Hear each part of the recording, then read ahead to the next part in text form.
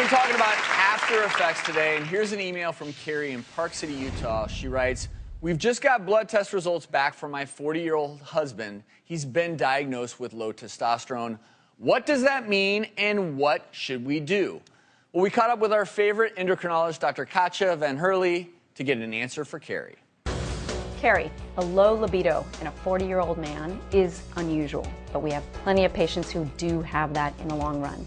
The four major symptoms of low testosterone in a male are mood changes, loss of body mass, low libido, and loss of height. After a man has been diagnosed with low testosterone, what we know is we're lucky. We can replete it through oral medicine, injections, a patch, or skin gels. Our preference in my practice is to give a patch or the gel. And part of the reason we do that is it's probably safer for the liver, but also that we have very good absorption and it's very easy to take that way. Once a man is on testosterone repletion, they have to be followed to make sure that any of the potential side effects, especially to do with the blood counts or to do with the prostate, are in control. But ultimately, this is something that a man that has low testosterone should do. It'll change his life.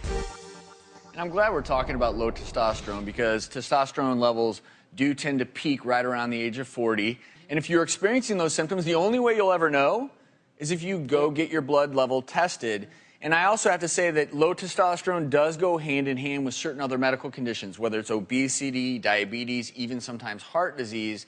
And whether it's cause effect, no one really knows. But certainly for some men, it can be life-changing if you're diagnosed with low testosterone to get the supplements that Dr. Van Hurley was talking about. Because just like with women going through menopause, it's somewhat different, but in men, they may need some testosterone replacement to change literally everything in their life, including their sex life. Right, because women go through menopause, just as you said, and that low testosterone, they're starting to call that andropause for men. And really what happens is a lot of times it can actually affect the bone, just like estrogen affects the bone in osteoporosis for women. Men are actually at risk for osteoporosis as well. You know what I did this morning? I took a daily dose of testosterone. I'm feeling pretty manly. You have to be careful, though, because they're still studying the long-term effects, sort of like they studied in the WHI studies with estrogen and hormone replacement with women. You have to look at huge studies to find out what the long-term effects are. And the reason I played that game right there is most men will think, well, the more the merrier, regardless of what my testosterone levels are. I want more of it. No.